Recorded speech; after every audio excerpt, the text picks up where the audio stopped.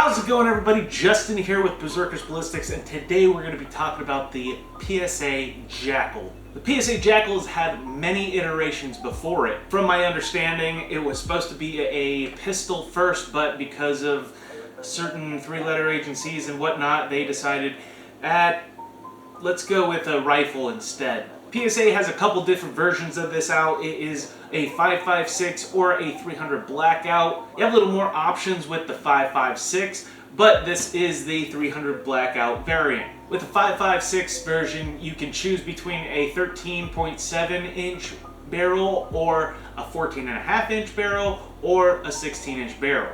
This here is the 14.5 inch barrel variant of the 300 blackout. It comes in black or this FDE. Obviously this is the FDE version.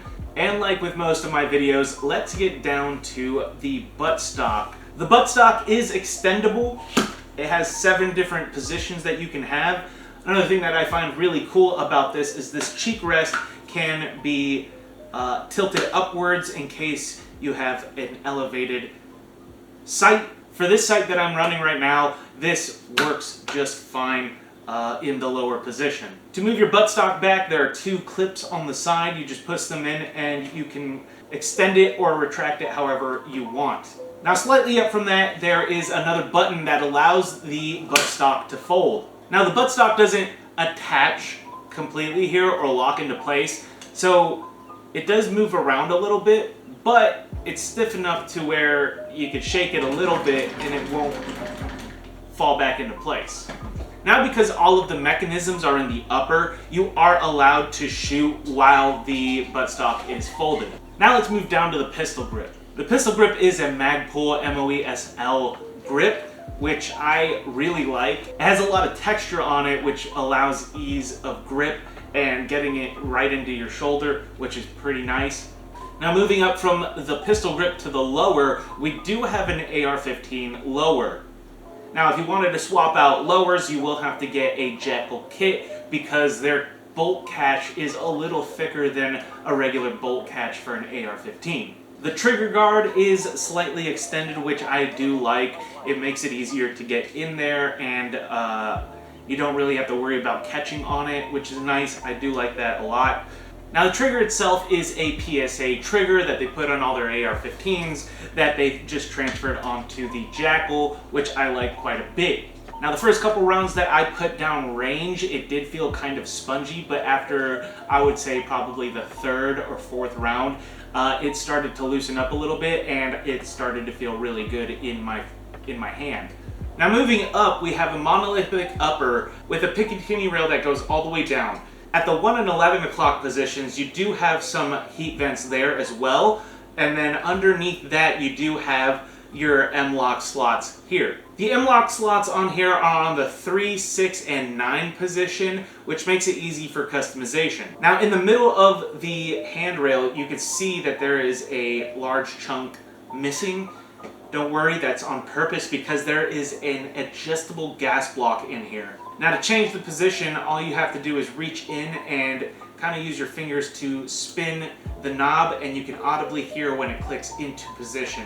I thought that was pretty cool because if you wanted to throw a suppressor on here and you wanted to change the gassing of your system, it's easy to just reach in here and pick whatever settings you want. The charging handle here is non-reciprocating, so as soon as you have a round in and you start sending them down range, then it does not reciprocate. There might be a little play because it is slightly loose, but it is a little weird to catch your bolt while trying to bring it back simultaneously, but at the same time, it's not that big of a deal. If you wanted to leave it open, you kind of gotta finesse it a little bit. You can also change the position of your charging handle from left to right or right to left, and that's up to you. You can do it however you want. It's easy. All you have to do is look in the manual. It'll show you exactly how to do it. On the buttstock and on the handrail, there are 4 QD mounts, one on each side here, and also on this side as well. Now this rifle has a gas piston operating system, which means it's going to run a little cleaner than your average direct impingement system. The barrel is a 14.5 inch barrel with a 1 in 8 twist. And at the end of it, we have a Silencer Co. ASR flash hider. Now, the flash hider is pin and welded, but it does have a thread, so if you wanted to suppress this, it's easy to throw one on and thread it in. Now, the 5.56 version has a 1/2 thread, and I have a 5/8 thread, which is nice. Eventually, I do want to get a suppressor and throw one on here. Now, my girlfriend has said that it is less loud than my 5.56. My shooting range is a couple hundred yards away from where I'm sitting now, and she usually hangs out inside while I go shoot.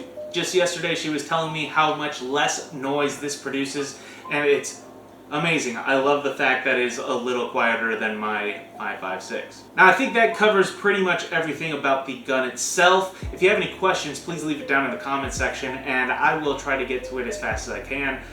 Let's talk a little bit about the accessories that I added on here. Now, on the front, we have the CV Life bipods. They go from 6 to 9 inches. I'll be doing a review on them. Eventually, they're not the best, but at the same time, they're pretty good for a budget gun, and this is definitely not a budget gun. Moving back, we have the Magpul hand stop, which I'm still kind of getting used to. I figured I'd branch out from my usual and get a hand stomp instead.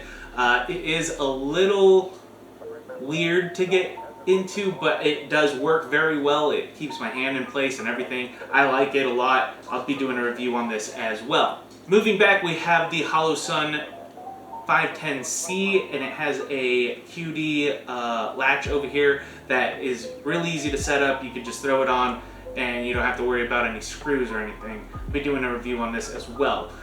This here is a Magpul sling with 2 QD attachments to it, so it was really easy to install. I like it a lot. It also feels a lot better. It feels like it's going to be tougher than the sling that I have on my AR-15. Now, unfortunately, the past couple days have been really stormy, so I haven't been able to get out and shoot.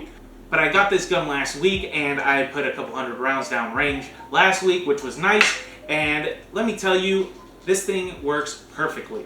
I was expecting a little more recoil than my AR-15 out of this because it is 300 blackout, but let me tell you, they built this thing great, and there is almost no recoil.